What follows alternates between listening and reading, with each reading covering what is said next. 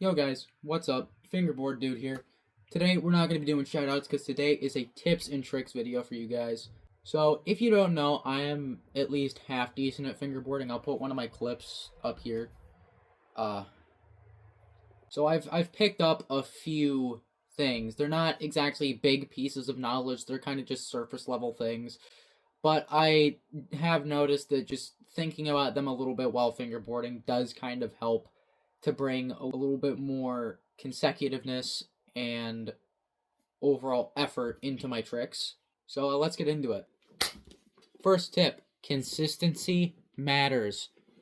Consistency matters because the more you do the tricks and the more you get used to doing them, the more your brain starts to recognize patterns in how you're able to do the trick. And it starts to create these links between the way your fingers move and what the board is doing. And when you're able to make that connection in your brain, it makes the trick 10 times easier because then you know exactly what you have to do and you are able to execute it flawlessly. And overall, I've noticed that when I fingerboard consistently, I tend to actually be able to do the tricks very consistently compared to if I take a few days off of fingerboarding, it might take me a little bit to get back into doing my kick flips or my tray flips or my ollies and stuff because I just haven't touched the board in that long, which when you're trying to progress really doesn't help. Alright, the next tip I want to go over is don't let other people's opinions affect how you fingerboard. Now, my personal experience in fingerboarding, I have had a ton of people say, "You're just sitting there playing with toys, what's the point? You're really bad at fingerboarding. You're never gonna go pro. Oh, that's not cool." The truth is that none of that stuff is really true. When you're doing something that you enjoy and you're not harming anybody in the process, you shouldn't let other people's opinions get to you because the only opinion that should matter at the end of the day is yours, especially when it comes to your fingerboarding progression and how good you are at fingerboarding. Other people are always going to be hating on you, they're always going to be saying you're bad, but that is just how it works, you know? Some people just don't get it, and that is okay. Because it's okay for people to have their opinions, and it's also okay to just ignore it and move on. At the end of the day, you are only as good as you allow yourself to be. The next little tip I have for you guys is to always remember that you're not going to land the trick every single time. One thing I see a lot of beginners tend to get caught up in is the idea that you should be able to land the trick every single time that you do it, and that it's just this thing that kind of just comes naturally to you, and that could not be farther from the truth. Now, while you may see a lot of professional fingerboarders doing like 50 kick flips consistently or something like that at a fingerboarding event, just note that that is because they are professional.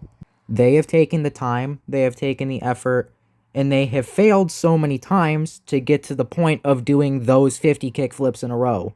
Failing, just like in skateboarding, is a huge part of fingerboarding. When you're first starting out, you are going to fail a shit ton. You are not going to be able to land consistently, and you are not going to land good tricks either. But with hard work and determination and sticking to it, you can get yourself to a point of landing 50 kick flips in a row, or you can get yourself to a point to where you're just way better than you were originally. And in the world of fingerboarding, all that matters is that at the end of the session, you at least progressed a little bit. I guess what I'm trying to say here is just don't let other people's skill level be the basis of what you should judge yourself off of, especially if it's your first time on the board. The next tip I have for you guys is to look up tutorials if you are stuck. One thing that I have found actually really helps is when you look up fingerboarding tutorials. Just because you think you can't do the trick doesn't mean you can't. Sometimes it's just that you think you're moving your finger the right way when you're really not, and it's just a big miscommunication, which is why looking up tutorials can help give some clarity to such a foggy situation. I've noticed that a lot of fingerboard tutorials, especially the really good ones, tend to cover exactly what mistakes beginners tend to make when they're going to do these tricks, along with what types of things you can do to help easily make the trick doable. Now, I've uploaded, I think, 2 tutorials. They're not great tutorials, but they do give at least a surface level understanding of the tricks. If you want, I will leave those in the description down below. and you can go check those out. But either way, having the ability to ask for help when you need it is really important, not just in fingerboarding, but also in the real world. And remember, never be afraid to ask for help, especially in the fingerboarding sphere, because nobody in the fingerboarding sphere really is going to be out to get you because you don't know how to kickflip. If anything, you'll have a bunch of people just giving you tips and advice on how to do these tricks better and how to make them more consistent. The last tip I can give you guys is to record your progress of fingerboarding. The point in recording yourself fingerboarding is to see exactly how far you've come from where you've been. If you have the ability to look back at how bad you were at the start of your fingerboarding career, and then you see exactly how far you've come, it gives you a sense of achievement and of accomplishment. It helps you to be able to see that you are actually getting better and that you can do better than you already are. Because if you were able to best yourself once, you can best yourself again. And that is the mindset that a lot of professional fingerboarders even tend to carry. It also helps if you watch yourself fail, because then you are able to see exactly what you are doing wrong, especially when you slow down clips. And if you're able to see what you're doing wrong, you are better able to understand what you need to do for you to be doing the trick the right way and for you to actually successfully land the trick.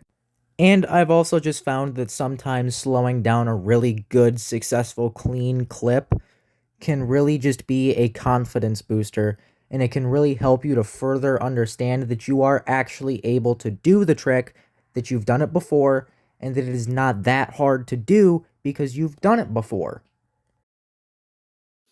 Those are all the tips I can offer you guys today. Anyways, if you find any of the information in this video helpful, please drop a like, leave a comment, maybe leave a sub, and we'll see you in the next one. Peace.